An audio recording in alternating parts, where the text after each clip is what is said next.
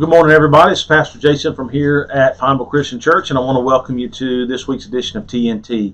I don't know if you can hear the construction going on outside, but if you can't, or some of you may know, we've been having some construction going on. They've been cutting trees and dealing with the road closure outside, and we hadn't been able to meet for the last couple of weeks. But I'm excited to let you know today that after talking with the superintendent of the project and seeing how the scope and sequence of the work that they're going to be doing, we will actually be able to have services live in person on site starting this Sunday here at PCC. So that's a really good news for many of us.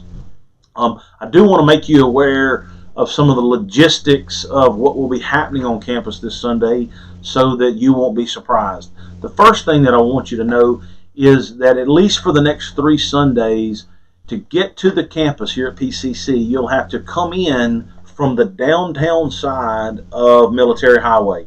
The road exiting the church on Jefferson Highway back to 71 is closed.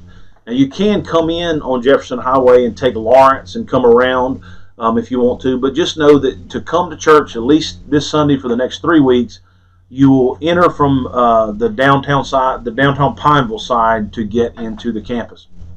And once that phase of their construction is done, they'll close off this side, and then we'll be able to enter back again through Jefferson Highway. So that's the first thing that I wanted you to know. The second thing is that we will be going to one service.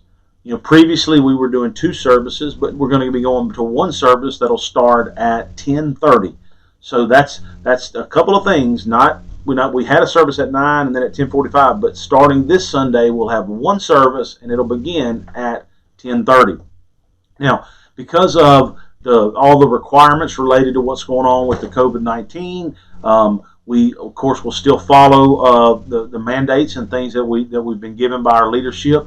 And so as a result of that, to maintain the social distancing and to fall within the number of requirements, we will have a few changes inside the sanctuary as far as the layout, but our kids will go directly to their age-appropriate activity. So our boys and girls in the elementary school and that age will go downstairs. Miss Marja and her volunteers will have activities for them. The preschool and the children nursery stuff will go directly to there so that we are freed up with the space and the numbers in the sanctuary. So do look forward to seeing as many of you as feel comfortable being here this Sunday at 10:30. I do want to say a quick word. If you're not comfortable, maybe you feel you're still a little vulnerable, or you're susceptible, or you're not comfortable being in the crowd, don't hesitate to stay home. We're going to have all of the activities online. We're going to have the Facebook and the YouTube live stream going, and then it'll actually be recorded later. So if you can't be here or you just don't feel like it's the right time for you yet, that option will be on the table for you, just like it's been over these last several weeks. The last thing that we want to have is anybody to have conflict or feel conflicted even over what we're trying to do as far as our worship of God and going to church.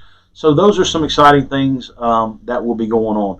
As we close this week's edition of TNT, I was reading this morning, my family and I, every morning before school, my kids and my wife would get together and we read a chapter in Proverbs that correlates with that day of the month. And so today is August 14th, and there was a passage in Proverbs chapter 14 that I wanted to share.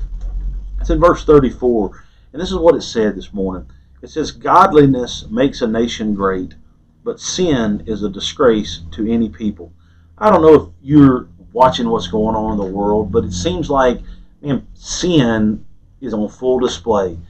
Greed, selfishness, every form of sexual immorality, laziness, all forms of sin are just on full display. The Bible says that this public sin all around is a disgrace.